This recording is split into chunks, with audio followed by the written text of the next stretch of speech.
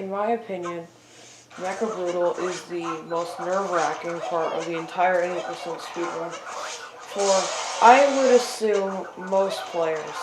It has incredibly precise movement, and you have to do them a lot of the times with the knowledge that you are on PB pace.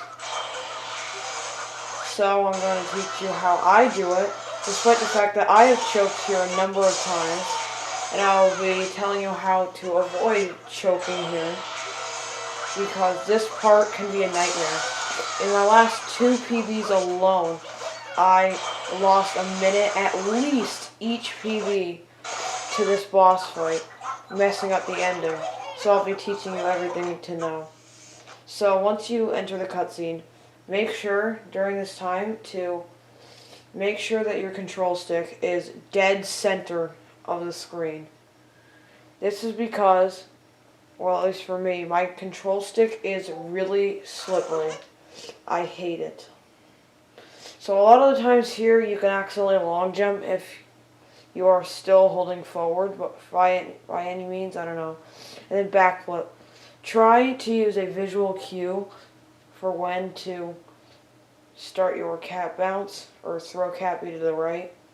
Usually I do it around when Mario lines up to a little below where the bubble thing that you land on here would normally be. And then do these inputs lightning fast. And try so you'll likely land towards the edge of the bubble. This is because, and while I don't hear people talking about this very often, a lot of the times when you do backflip on this platform up to the next one, you'll just end up hitting your head on the next bubble, and it can be incredibly frustrating and annoying. That's not a game breaker because you could very easily recover from that, but I'm just saying it's better for that to not happen than for it to happen. So after that, you backflip and then throw Cappy right about when you're above the bubble, and then backflip again, and then cap stall against the wall jump, and then instantly throw Cappy, dive, and then spin pound. I recommend if you're a little newer to it, you could just jump and ground pound, because it can be a little bit janky getting the spin pound out, but it's not too big a deal. I usually spin pound. So after you do that, when you're as high up as you can, start doing your cap dives and stuff back onto this platform next to Topper. Whether you land on it or not, it doesn't matter, but it's a little bit more beneficial to land on the platform because there's a better chance you'll make it back again to do the strat here. Jump while spinning, and then while the mech moves, you ground pound on Topper, and it's a very satisfying strat. So afterwards, throw Cappy, dive onto Cappy, and then go back on the platform. From here, most people do one of 3 things: either spin jump, spin pound, ground pound jump, or backflip and then dive. It doesn't matter at all, but I usually spin jump or spin pound because fun. Alright, so what you want to do here is try to go in the back of Harriet while she's moving here. This part you gotta be pretty careful for. And then once the Mecha Broodal starts going back towards the center of the arena, start buffering your spin pound.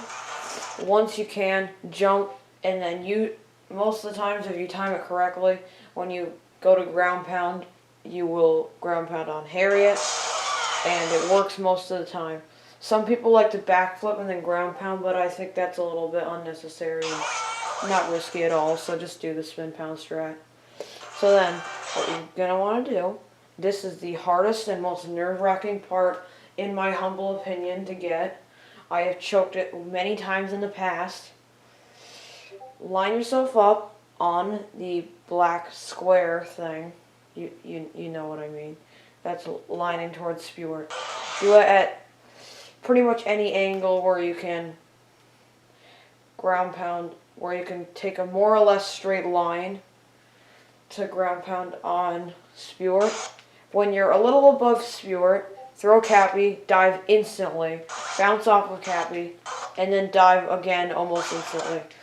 Please, please, pray to God that you will get the spin pound on the bubble with Spewart and you will kill him. If so, Mecha Broodal is done and you could breathe a ginormous sigh of relief. No, I'm not going to be making these tutorial any percent videos often. I just wanted to do this one because, I don't know, I felt like it. And besides, this is a very hard spot. Like I said earlier, this is probably the most nerve-wracking part of the entire run if you are on PB pace. And yeah, that's all I want to say. I hope you found this helpful. I'm not going to do any more tutorials because there's a million of those. But this is just specifically what I do. Thanks for watching.